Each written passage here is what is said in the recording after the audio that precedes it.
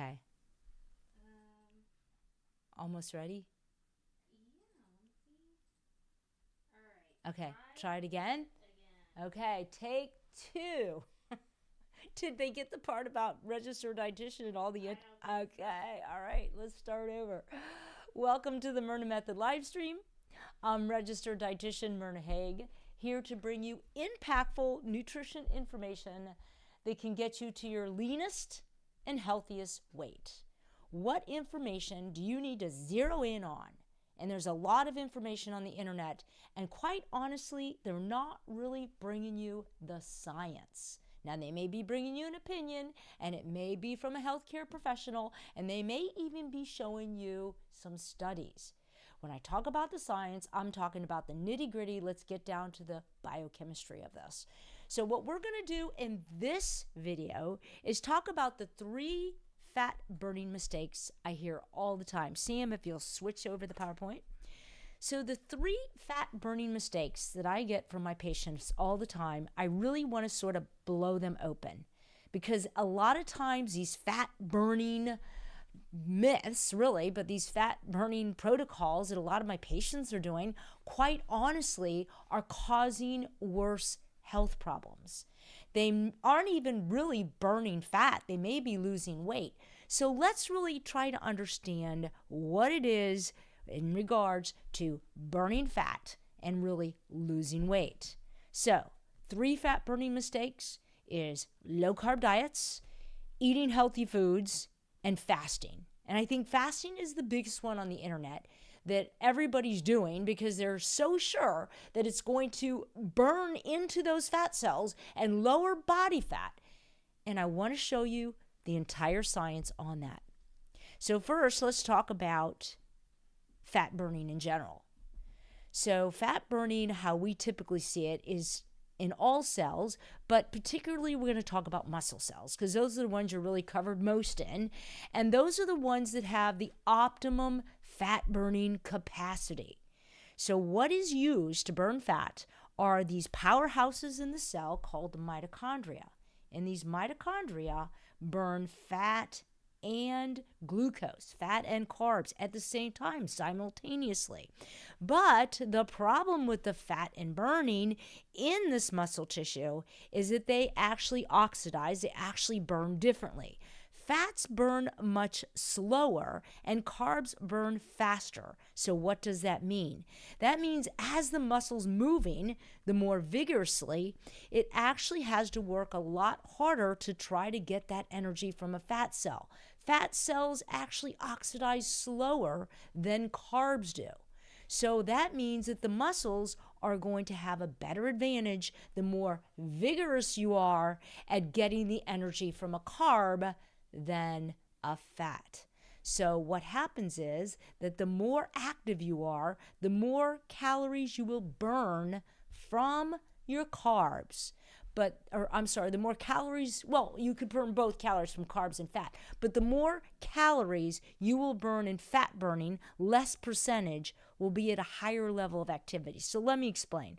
When you're sleeping, it's easy to get the energy from fats. So because of that, you can burn a higher percentage of fats. So the muscle's in there saying, okay, we're sleeping, it's not demanding. So maybe 90% of what you burn from a sleeping or low activity state is going to be primarily from fats, because it's so easy to get to. They're slow oxidizers, and that would maybe mean 70 calories. And in the same time frame, the more vigorous you become, then the more carbs you burn and the less percentage of fat you burn, but the more calories of fat. And that's the big aha moment, is although your percentage of fats burned are much less because the muscle can't get at them as easily as they can a carb, but the more calories burned actually in fat. So basically, when we go back to this example, muscles are great fat burners. They actually burn fat when they're being worked more vigorously. So another myth that a lot of people believe is that they don't need carbs. Well, active muscles actually want carbs. They don't need them. muscles can perform with just fats, but not with high motivation, not vigorously as well as they can when they're coming from the carbs. Now, the liver always has a potential to throw some glucose in the blood and get you through that little workout, but don't kid yourself. Muscles for vigorous energy have a much easier time getting the energy from a glucose, from a carb unit, than they will get it from a fat. They just can't get to that energy when it's coming from the fat than when it's coming from the carb. So, bottom line, muscles can't oxidize fat fuel fast enough to provide fuel for active muscles. That means that the fat are slow oxidizers, but the carbs are fast oxidizers, meaning active muscles can get to the carbs for immediate fuel much easier.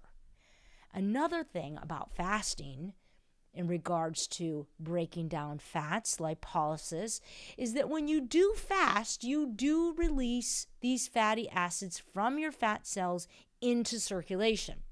Now, a lot of people think, well, that's great, because I'd much rather be burning fats than I would be from burning carbs. Now, remember, carbs help you burn more fat with vigorous energy. But what is the confusion here? Well, yes, you may be releasing a lot of fats from fat cells into circulation, but that doesn't necessarily mean you're reducing your overall body fat. It just means you're releasing fats from the fat cells, maybe because you aren't eating carbs, maybe you're on a low-carb diet, so your body is forcing you to release fats from the fat cells, so at least the muscles can have fats to burn to get energy for you. Not real vigorous energy, but you will have fuel. So everybody's thinking, well, that's going to be way more preferred to be allowing these fat cells to just be crazy releasing all these fats. Doesn't it mean I'm going to be leaner? And no. All it means, let me make it really clear here, all it means is that you're asking your fat cells to release fatty acids so your muscles can use them. That's it. That's all you're doing. Doesn't mean you're getting leaner. It just means you're doing that. Now, the area that I'm concerned with is a lot of the research on these excess fatty acids that can begin to accumulate in muscle cells and can then change to a type of fat called a ceramide. And why is that a problem? Because ceramides can get up into the insulin receptor site. This is where the insulin attaches to allow sugar into the muscle cell. And these ceramides can corrupt the signaling in the membrane of cells.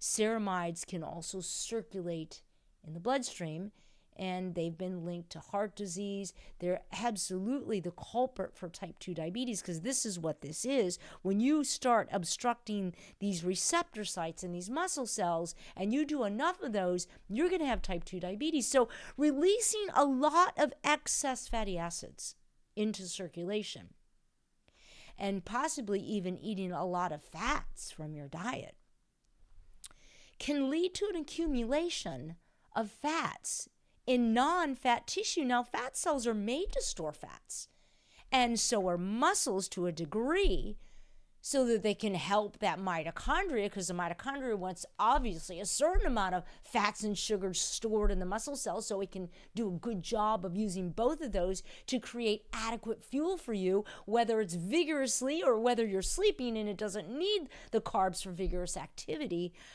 But bottom line, for me as a dietitian, what's a concern is that a lot of these excess fatty acids that can actually lead and be a culprit to type 2 diabetes and risk for cardiovascular disease and strokes because of these ceramides. So excess fatty acids in circulation just means you're releasing excess fatty acids from circulations from fat cells. Doesn't necessarily mean you're reducing the size of the fat cells. Doesn't necessarily mean you're leaner. And so the science behind some of these ceramides, the excess accumulation of lipid impairs insulin sensitivity in skeletal muscles. And reading this study, it states both glucose and fatty acids are used as fuel sources for energy production in living organisms, particularly the example of the skeletal muscle cell that I showed. Excess fatty acids, as it shows in the next highlighted area of this study, excess fatty acids and lipid droplets, lipid meaning fat droplets, leads to intramuscular accumulation of lipid intermediates. Lipid again meaning fat. The resulting downregulation of the insulin signaling cascade prevents the translocation of the glucose transporter to the plasma membrane. So what does all this science mean? Is that when these fats, these excess fats that are accumulating in the muscle tissue, begin to accumulate, they can get up into that insulin receptor site, and they don't allow the transport of glucose into the muscle cell. And this can lead to type 2 diabetes. And the very last highlighted line of this abstract states underlying insulin-related signaling pathways happen after excess accumulation of fats. The idea here is these fats are accumulating in non-fat tissue. And this can come from an excess of fatty acids being released into circulation. And in this study, the key role of ceramides in mediating insulin resistance in human muscle cells. If we look at the highlighted area in this abstract, furthermore, the risk of developing diabetes increases dramatically with the degree of obesity. And I'm going to show you that next. Because with obesity, just the obese condition is a fatty acid entourage. You are going to have so many fatty acids releasing into circulation because you are obese. Because that's what obesity does. To continue in the highlighted area of the study, the relationship between obesity and insulin resistance has led to the hypothesis of the storage of fats in these non-adipose tissue, adipose meaning fat, in these non-fat tissue, such as skeletal muscle, under the conditions of lipid oversupply, meaning fat oversupply, is a causal in the development of obesity-associated insulin resistance. Because you can have insulin resistance and not be obese. You can be eating just too many dietary fats and be living at your ideal body weight and have insulin resistance and actually get type 2 diabetes. The main thing I'm trying to drive home here is these excess fatty acids that circulate and accumulate in excess in skeletal muscle absolutely are a contributing factor for type 2 diabetes.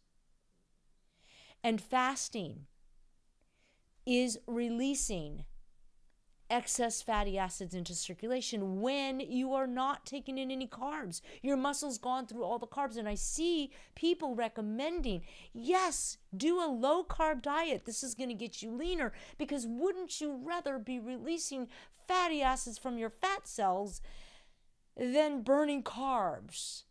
And I'm here to tell you that's not how you get to your leanest weight. And quite honestly, there are some damaging effects to this. In this study, at the highlighted area at the bottom in the green, it talks about these intermuscular triglycerides. These are these fats and these metabolites that show up in muscle that are these ceramides that have a direct effect on insulin signaling and glucose utilization.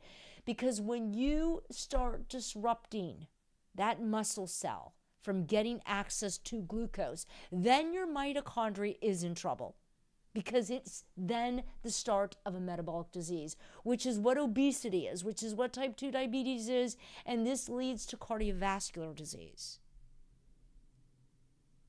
And in this study, the name of the study, people with high ceramide levels up to 4 times more likely to have heart attacks and stroke. Why is that? Because these ceramides travel. They travel in the bloodstream.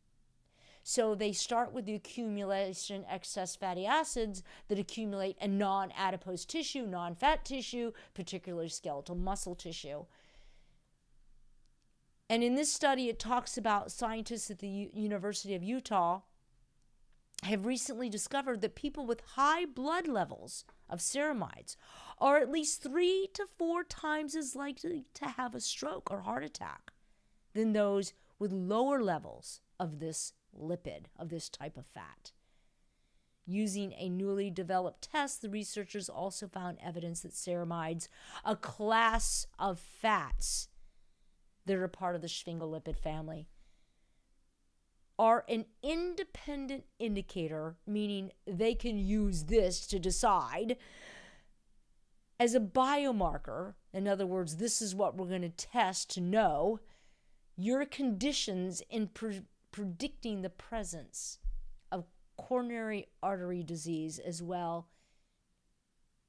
And also, we're typically thinking of high cholesterols. The bad cholesterols is one of the main predictors. And these ceramides and other studies I've read, they are atherogenic. They actually are just as bad as some of these LDLs, these bad cholesterols. They contribute to plaque, but they also contribute to damaging heart valves. They can damage the pancreas and lead to type 1 diabetes.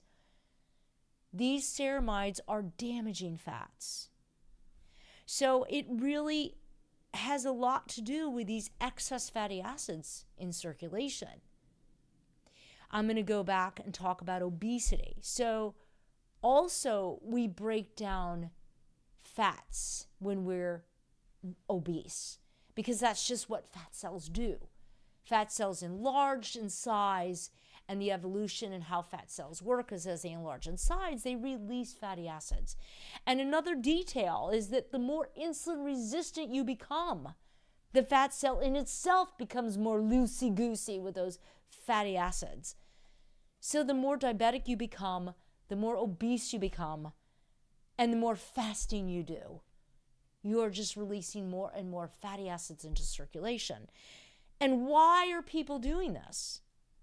Well, the main reason, my patients tell me at least, is they're trying to lose weight.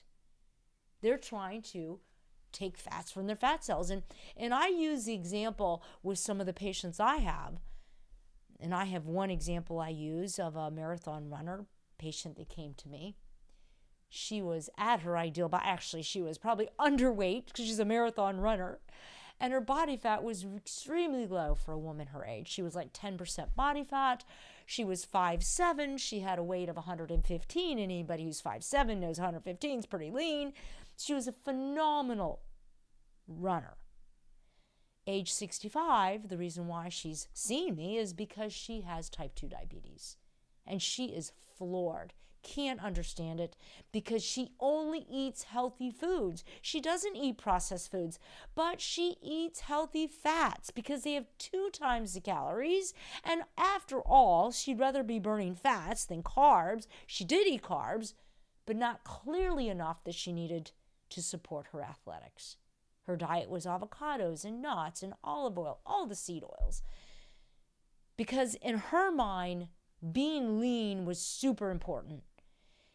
But now she's type 2 diabetic. She has a lot of ceramide circulating. So releasing fatty acids into circulation, I have to argue that point. Because not necessarily does that mean that when you have lipolysis, that you're releasing these fatty acids, that you're generally going to be leaner. The only way you're going to be leaner is when your fat cells are smaller.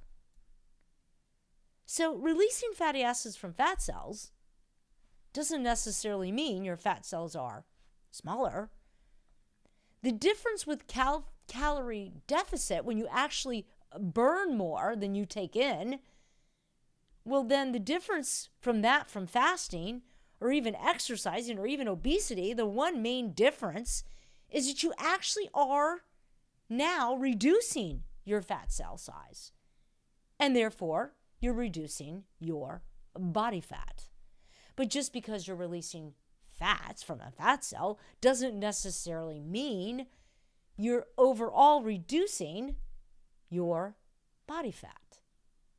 And I argue the point, obviously, with my patients. When I get them on the right diet, it's amazing because we reverse insulin resistance. We start reversing type 2 diabetes, and I'm actually having them eat carbs, and I'm reducing their fats because I'm teaching them how to eat, which is what I'm going to start doing more and more on these live streams, because I think everybody deserves to know the truth.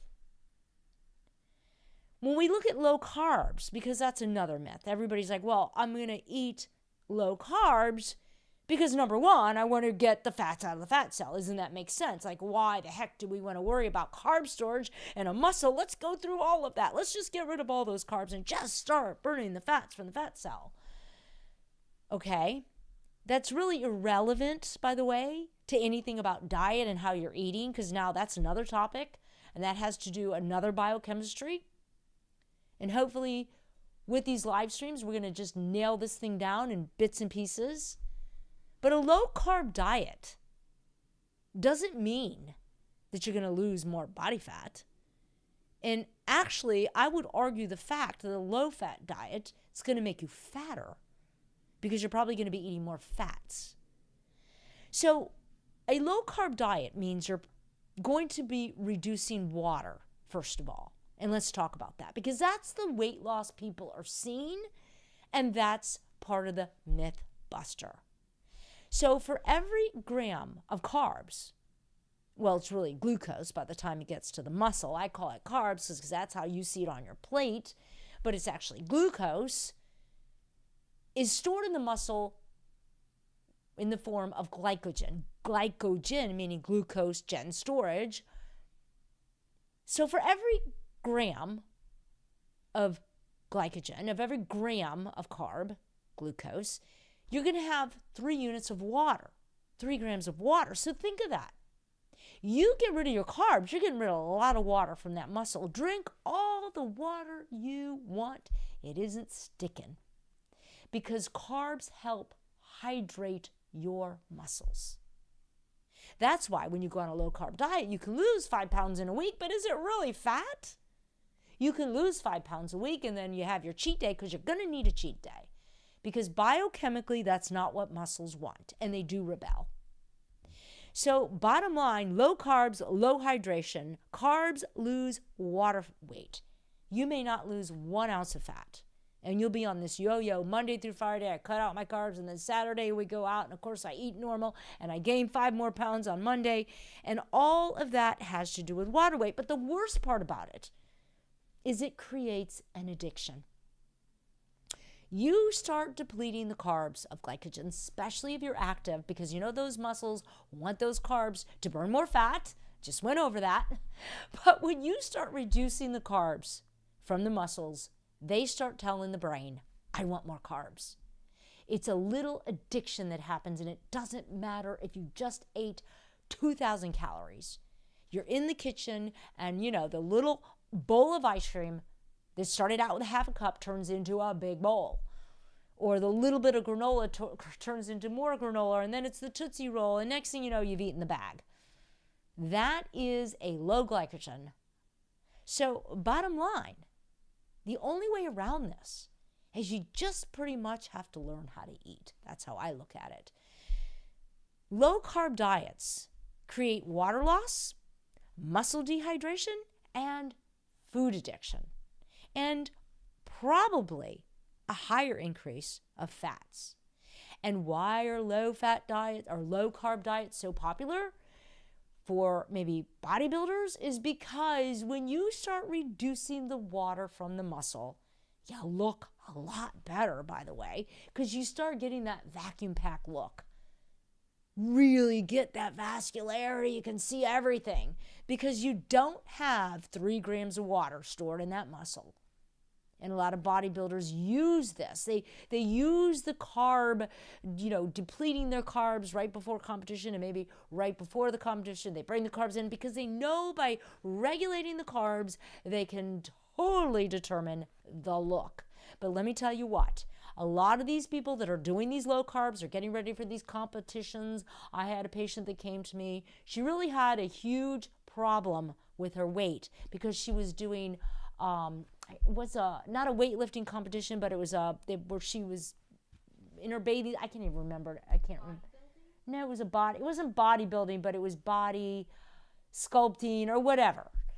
Bottom line, she was in this competition, and over a period of 4 or 5 years, she really did low carb diets, high carb, but bottom line, she really didn't know how to eat. And after she finished with the competitions, she gained like 50 pounds. Because her muscles were so starved and she was having all this addiction issue. So I'm really going to argue to the fact that over long term, it really doesn't work. And you're going to need a cheat day. I've never met a low carb person that eventually doesn't need a cheat day. Now, it doesn't mean that the muscles can't just burn fat, because they can. The mitochondria can do that. And a lot of people say it burns it more efficiently. It burns it more slowly. I'm not sure efficiently. It can't get to fat energy if you're going to move vigorously. So I'm not sure how efficient that is. Personally, I kind of like being vigorous in my movement. So losing body fat, really, which is what I'm talking about, not just releasing fatty acids into circulation, is about maintaining a lean body weight to begin with. And that's all about appetite reduction, really. The safe way, the right way, not with the Ozempic, not with the drug. That is an appetite suppressant, but eventually you're going to have to get off of it, and you didn't really solve anything. So it's reducing the desire to eat. You get that done, and then you're going to start to see the fat cells melt. You will eat less, and you will reduce the fat cells, or actually reduce the size. And bottom line, how do you do this? Well, maintaining your ideal body weight is a lifestyle. And it's the science behind what I call balanced eating. This to me is the tip of the iceberg with all my patients. Sure, I'm a clinical dietitian. We're going to talk about hypothyroid. We're going to bring all the other stuff. But if you don't understand what I mean when I talk about the science behind balanced eating, you're never going to get the weight right. And quite honestly, you're going to be absolutely in line for medication for metabolic diseases, type 2 diabetes, obesity, cardiovascular disease, insulin resistance. Those are our number one killers. So truthfully, what is this balance? And a lot of people say, well, I eat a balanced diet. No, you don't. Trust me, unless you understand the science I'm teaching. It's understanding how to properly combine protein, fiber, fats, and carbs at each meal and for the day. And I say not just for the day, macronutrients for the day, but at each meal. And knowing what those values need to be appropriately. This can actually reset your metabolism, stabilize your energy level, and achieve a natural, sustainable weight loss. Now, obviously, to go through it in detail would be like 4 hours worth of going through how the different macronutrients work, how they work in the meals. I'm going to give it to you piecemeal. You stay on my live streams, I'm going to give it to you because you deserve to have it. Everybody deserves to live their leanest and healthiest. So when you reduce the appetite naturally, that means you don't really feel like eating. It's like, wow, this is really cool because I don't want to eat. That's when it works.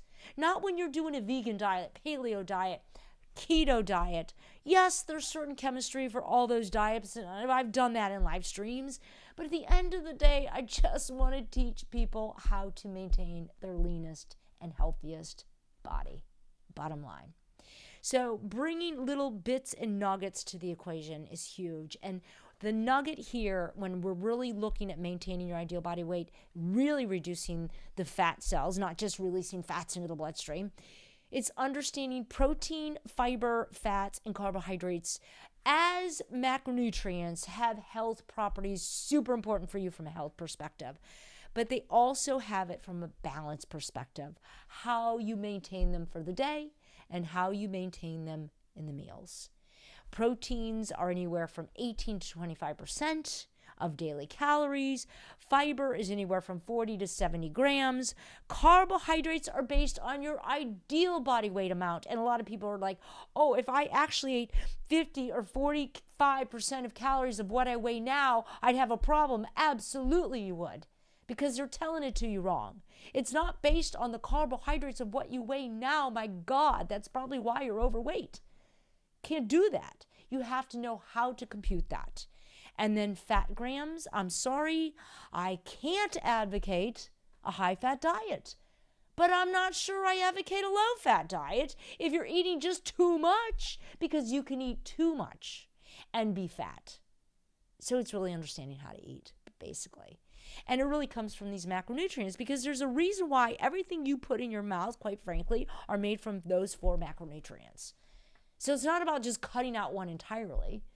It's about understanding how to eat them so that you can maintain your leanest and healthiest. So if I'm really going to get right down to it, it comes down to this. This is a summary. You want to balance your macronutrients, and I want to teach you how to do that, okay?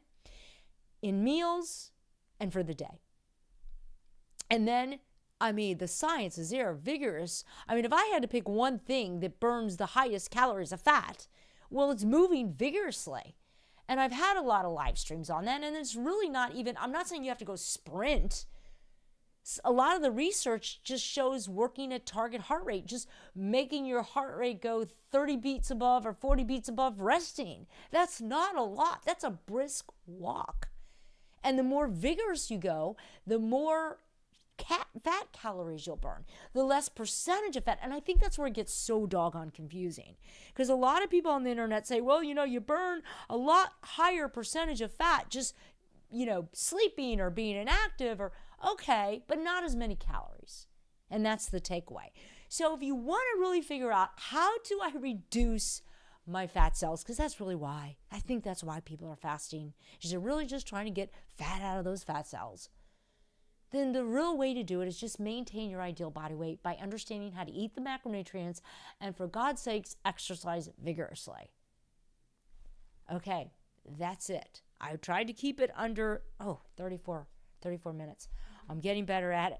Okay, I wanted to leave the chat open in case we had any questions, and I'll let Sam check that out.